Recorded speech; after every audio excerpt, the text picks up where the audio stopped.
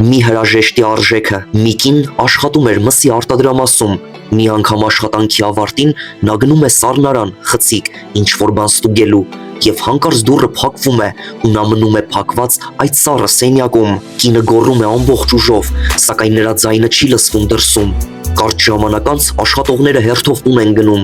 Նա գնալով հույսը կորցնում է,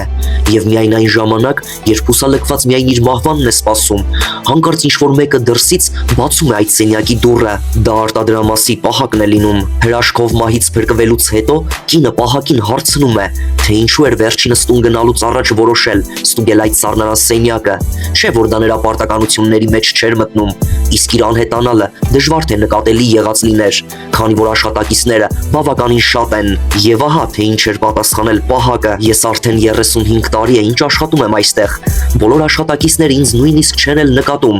միայն դուք եք, որ ամեն առավոտ ներս մտնելիս ինձ ողջունում եք, իսկ տուն գնալիս հրաժեշտ տալիս։ Ես այնպես եմ սովորել ձեր ուշադրությանը, քանի որ այդպես զգում եմ, որ մեկին գոնե այստեղ հետաքրքրում եմ, եւ իմ աշխատանքը այնքան էլ աննշան չէ։ Այսօր առավոտյան դուք նորից ինձ բարևել էիք, սակայն ես չէի լսել ձեր մինչ վաղը, դրա համար էլ հասկացա, որ դուք դեռ դուրս չեք եկել տարածքից։ Սկսեցի որոնել քիչ-քիչ հասկանալով, որ ամենայն հավանականությամբ ինչ-որ բան է պատահել ձեզ, եւ այնքան մեծ էր իմ ուրախությունը, որ վերջապես այդ սառնարանում գտա ձեզ։ Եղեք համեստ, մարդիկ, հարգեք ձեր շուրջը եղող մարդկանց, չէ՞ որ մենք երբեք չգիտենք, թե ինչ կլինի վաղը։